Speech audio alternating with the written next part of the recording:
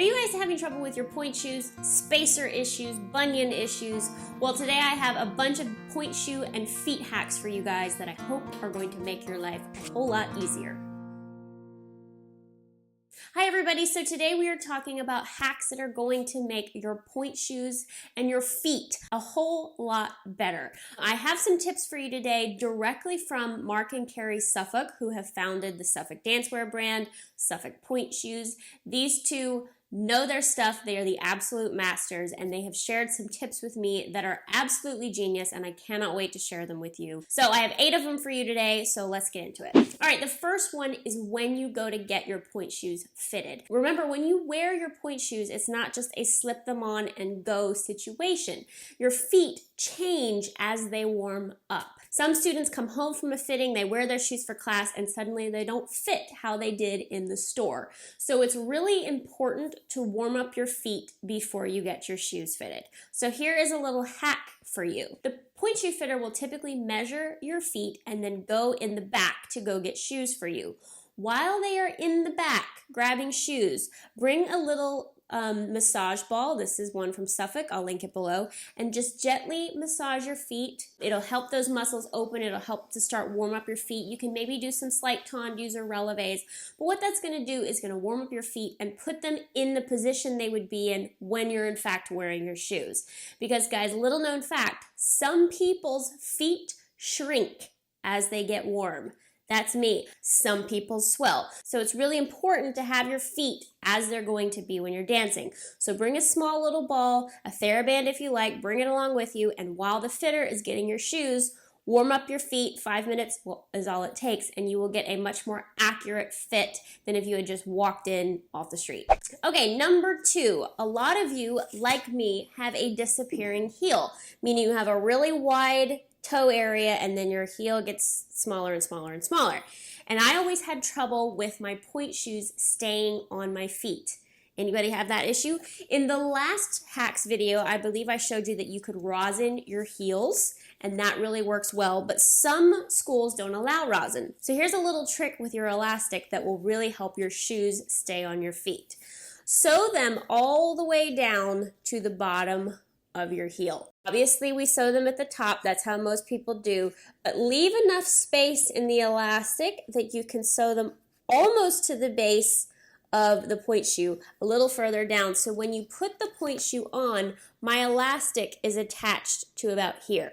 And that way, when your shoe is on your foot, the elastic will hold your heel on and it shouldn't slip off. So make sure it's all the way down as far as you can. Leave a little extra room. You always end up with extra elastic anyway. So make your piece a little bit longer so it is far down as you possibly can. So when the shoe is on, that elastic will hold on your heel. All right, number 3 is going along with this, and it is where to sew your ribbons. A lot of people say, well, I don't know where to sew them, front, back, whatever. The whole point of your ribbons is to emphasize your arch. Carrie Suffolk taught me that sometimes ribbons are not necessarily needed to hold on the shoe, and the whole point of putting an X right over your ankle is to accentuate the arch. So here's how to find out where exactly to sew your ribbons for your particular feet. So you take the full ribbon, this is for 1 foot, uncut, and you put it under your heel and match up the ends, just as if you were about to tie your pointe shoe. And then you're going to cross the ribbons right on your ankle, and the cross there should be at the highest point of your arch, so really show off your arch. So just put on your shoe and make sure you're happy with this. And if you're happy with where that cross is hitting, you're going to take a pencil and just mark the ribbons on the outside of the shoe. It's that simple. And this is your particular measurements for that foot. So make sure you write which foot it is, and then you just sew them right on the marks. So easy. Now when you're sewing, all you have to do is sew the ribbon right where you marked it. Make sure you mark a left and a right shoe, and that way your ribbons will beautifully accentuate your arch. They'll be in exactly the right spot for you, and they will pull up the satin exactly where you need them to pull it up. All right, number 4. A lot of you deal with blisters. Who doesn't? It's kind of the ballet world. But one of the things I learned very early on in my career that not a lot of people get right is taping your toes is not meant to be a thing that you do after you get blisters. tape your toes to prevent. Anytime you tape your toe over a blister, it's gonna stick to it and pull it, and you all know it's very uncomfortable. So the whole point of toe tape is not a thing to make your blisters stop hurting. It's to prevent your blisters in the first place. Even if you have 0 blisters, go ahead and start taping your toes where your shoes rub the most. And you'll know because when you pull your foot out of the shoe, certain toes will have really red areas.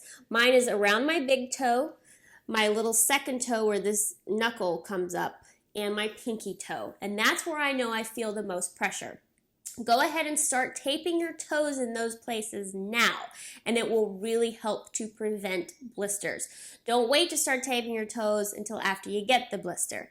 It makes it a whole lot worse. Once I started doing that, I got blisters very, very rarely. So guys, tape is not for post-blister, it's for pre-blister. All right, number 5, and this is an absolutely genius trick from 𝐂𝐸 A lot of you guys, like myself, have bunions. Big toe bunion, and your toes end up going like this, and the bunion pops out.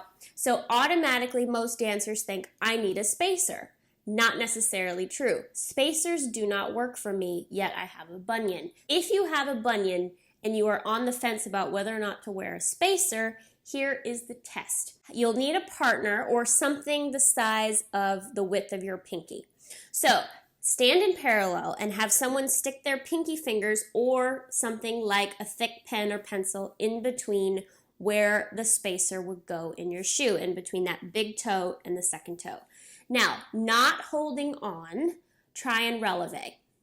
If this helps you feel so much more secure and balanced, you will do well with a spacer. But if you're like me, you will try and releve and you will fall over.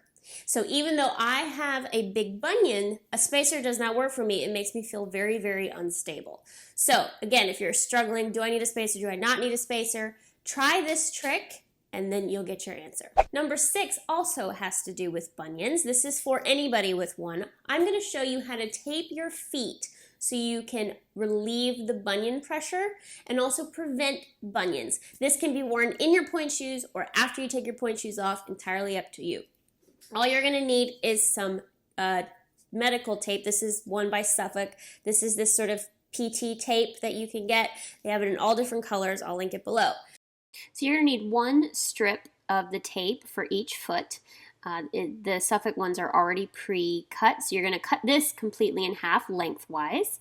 And then with 1 piece, it helps to tear it in the middle and then strip it off so you have a better grip on the other half. And wrap it around your toe very carefully and just really press it in so you know the tape is in there. And then pulling your toe out so that it's straight. See how my toe is going in? You want to pull it out straight so it's in line with your bunion. Now you're not going to have a bunion problem. So then you loop this piece of tape, pressing as you go around the back side of your heel, and just wherever it ends, and just press it in, and it pulls that toe in line. So to really secure this, we're going to take the other half of the strip, and starting in the middle of your arch, we're going to pull up on the arch so the arch is lifted so you're not pronating, and wrap it around your foot, hitting where that other piece of tape ended, and then just complete the wrap. And so you've got the pulled up arch and that toe working in alignment properly, and that should really, really help your bunions feel better. So you can wear this in your pointe shoes. If you do, I highly recommend you get the nude color. Or what I like to do is after I wear heels, or if I'm having a day where I'm not really going anywhere, I'll tape my feet like this. It relieves the pressure, it helps that bunion, and you will prevent further problems in the future. Okay, number 7 is for those of you who have extra fabric in your pointe shoes. Let's say that you can't get fitted, or you have an old pair of shoes that you gotta wear, but you have a lot of extra fabric right here. You can take a little stitch to get rid of that bulk, and I'm going to show you how to do it.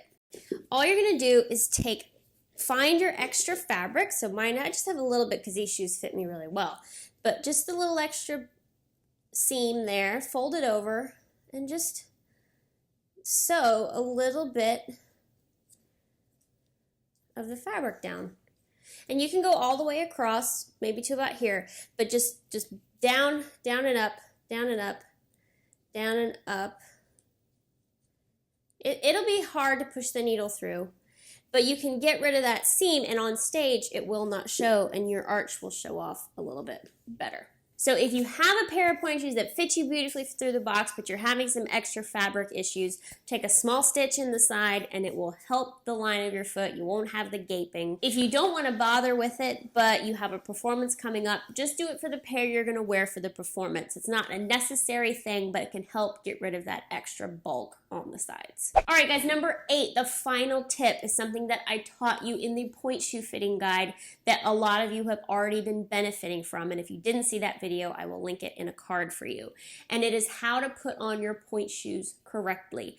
A lot of you are doing it wrong, and this trick blew my mind when Carrie Suffolk taught it to me. So let me show you what to do. So do you ever put on your shoes and for whatever reason it looks sickled no matter what you do? There's a lot of gaping. Look at the difference. It's just like, this is wrong. No matter what I do, it's big and baggy and sickled.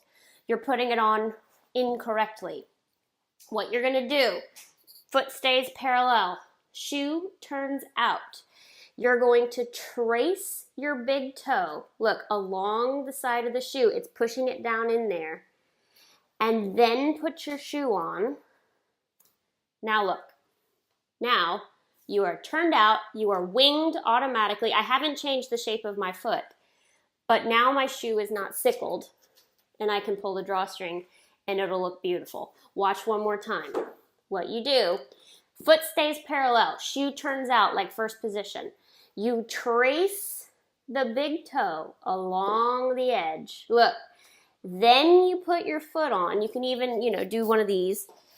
And now you will have shoes that fit and are not sickled and look beautiful. Mind blown. So start putting your shoes on like that, guys, and it is going to automatically wing that foot beautifully. Automatically your shoes are going to look great. And who knew you were putting your pointe shoes on wrong? I did it my whole career. I wish I'd known this sooner. So that's it for me today, guys. 8 hacks that I hope you like and enjoy and maybe haven't thought of. If you want me to do some more hacks, or you have a topic of hacks you want, like hair or makeup or whatever, leave me a comment in the box below. You guys seem to really like these videos, and I enjoy coming up with all the different ideas. Huge thanks to Mark and Carrie Suffolk, as always, for teaching me all of these incredible things. I'm going to be doing a lot of events for them coming up soon, guys. So be sure and check my calendar. That will be updated on my website very soon. I'll link that in the box below for you.